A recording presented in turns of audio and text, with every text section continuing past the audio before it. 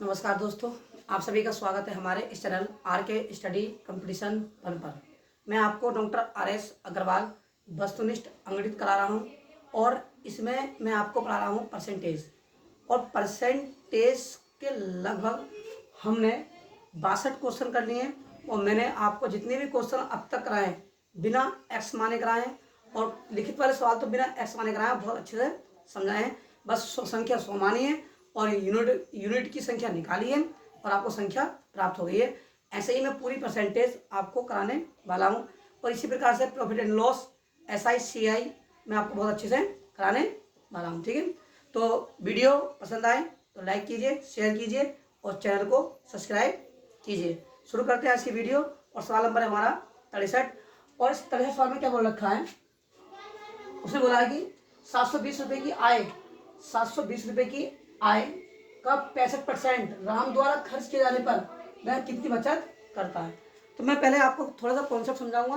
और कॉन्सेप्ट क्या है, जब भी जिसमें मैंने आपको बताया कि अगर 100 में से 20% फेल हो गए, बचे कितने 80% क्या हो जाएंगे, पास हो जाएंगे।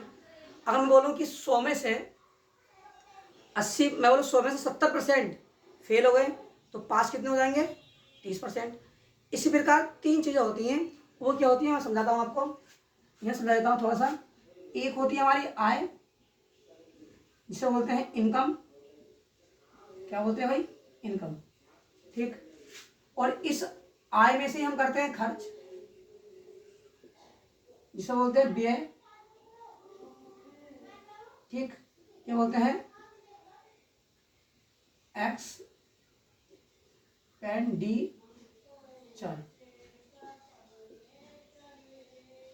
और एक होती है हमारी बचत। क्या होती है, बचत, जिसे बोलते हैं सेविंग। क्या बोलते हैं, सेविंग।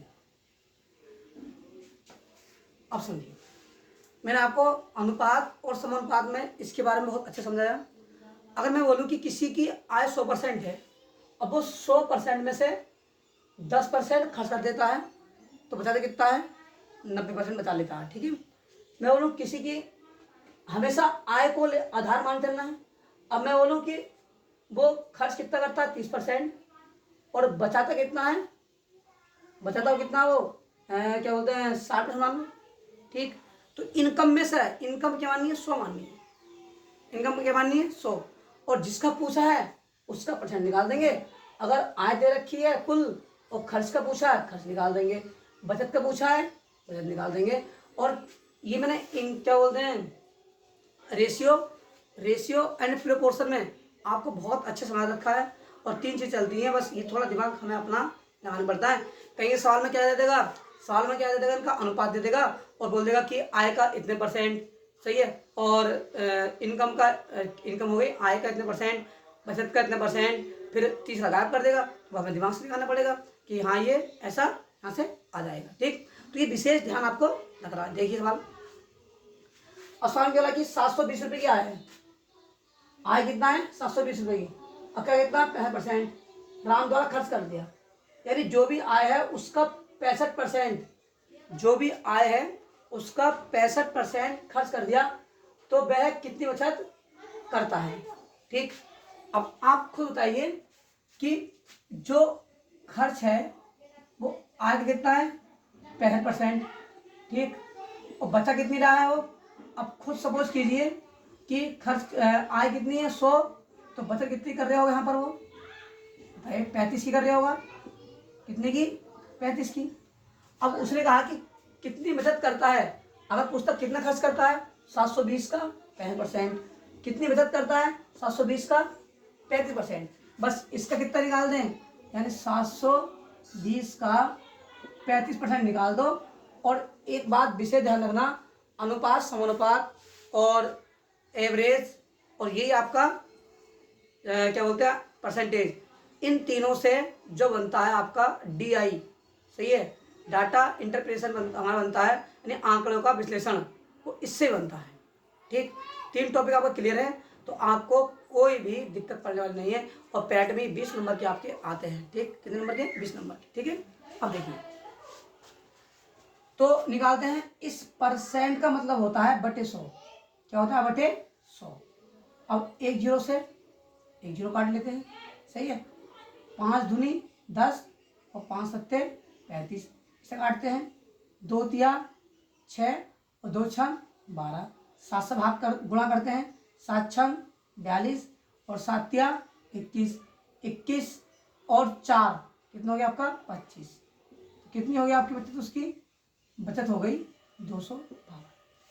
कितनी हो गई बचत आपकी, हो गई 252। ठीक है, अगला सवाल देखिए। और अगले सवाल में क्या कहा वो देखते हैं।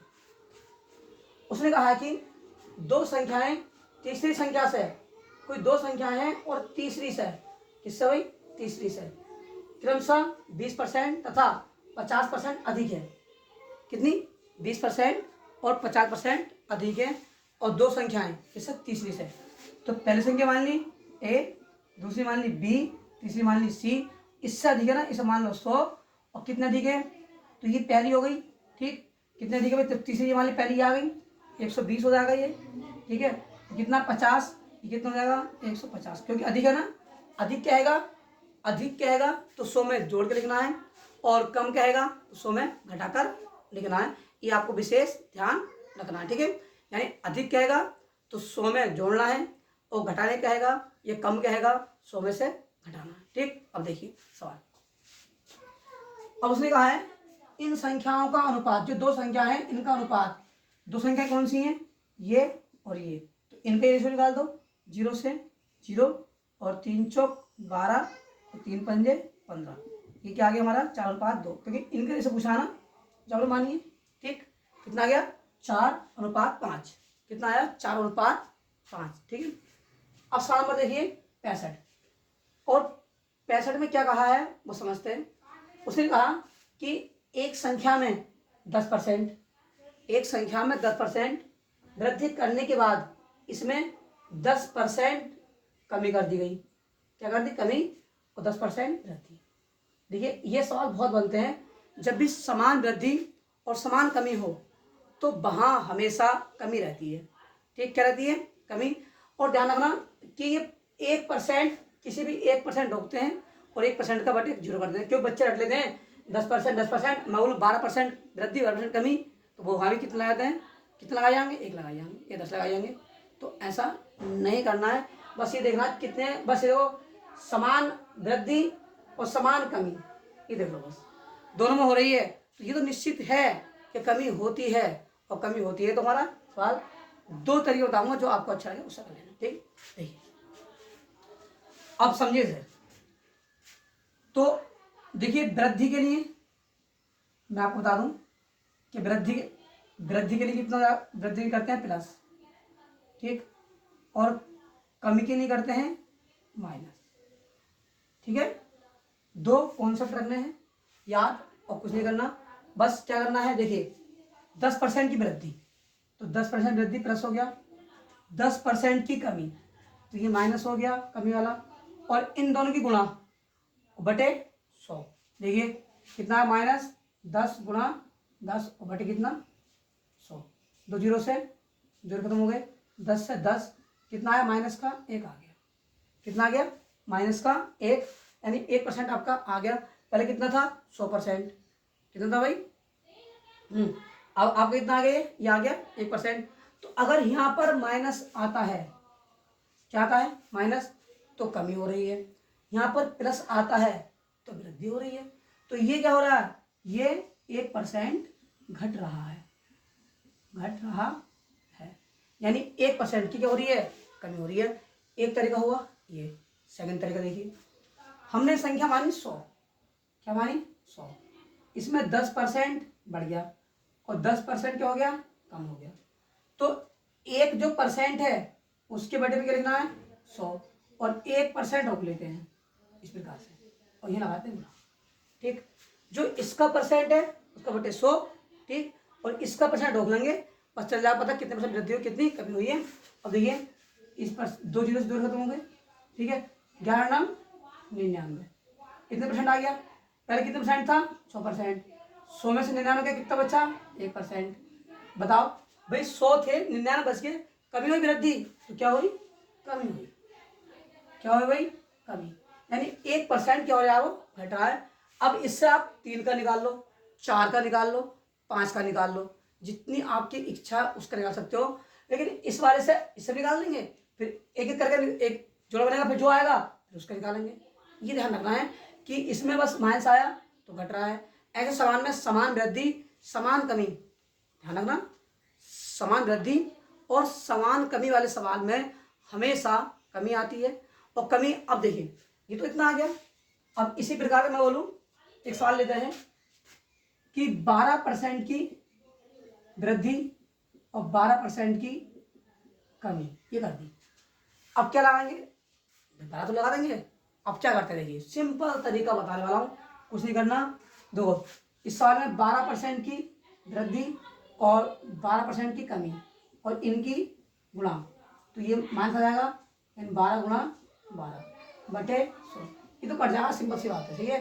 तो इसका वर्ग कितना हो गया, इसका 12 का कितना हो गया, 144, ठीक है। पॉइंट कितने के बाद, 20 के बाद कितनी आई, 1.44% की कमी।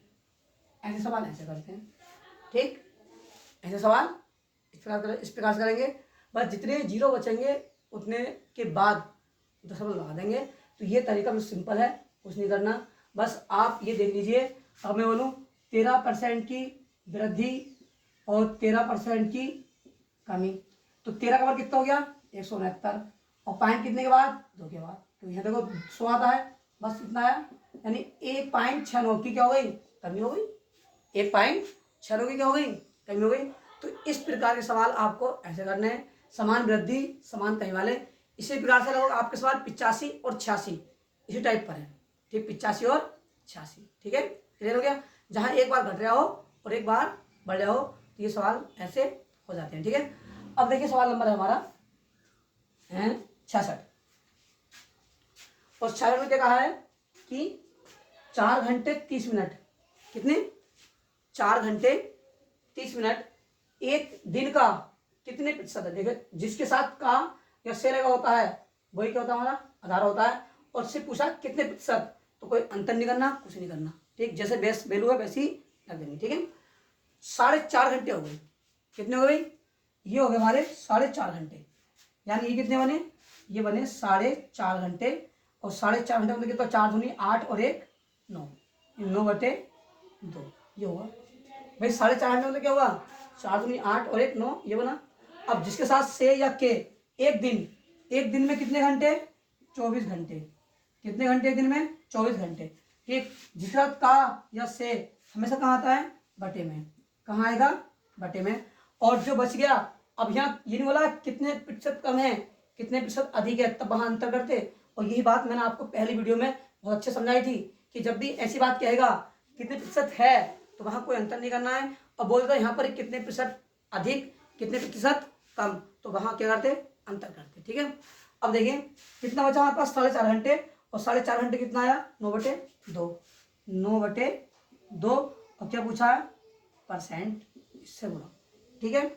अब देखिए ये वाला नीचे आ जाएगा, इसे काट दें, 3 अट्ठे 24 और 3 तिया 9, यानी ये आया 3/2 गुणा 8 और गुणा 100%, 100% भाग करते हैं 4 दूनी 8 और 4 दूनी 8, 4 पंजे 20, 25 तिया 75, 75/4, देखिए 25 तिया 75, 75/4, तो इसे भाग करें कितना आ जाएगा, 4 एकम, देखिए 4 एकम 4, कितने बचे 3, कितने हुए 35, 4 अट्ठे 32, और कितने बचे, देखो भाई 4 एकम 4, ये आया 3 बचे 35 हो, 4 अट्ठे 32, 32 और 3 35 आया, 18 सही 3/4% आपका क्या हो गया, आंसर।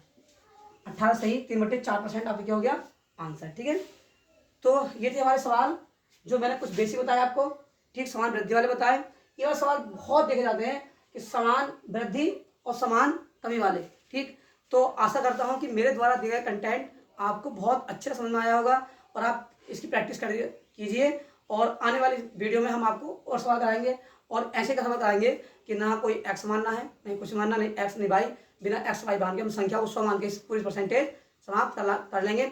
और प्रीवियस ईयर का कोई सा भी क्वेश्चन लगा लीजिए, ऐसे ही हो जाएगा। तो आप सबको नमस्कार, धन्यवाद और जय हिंद।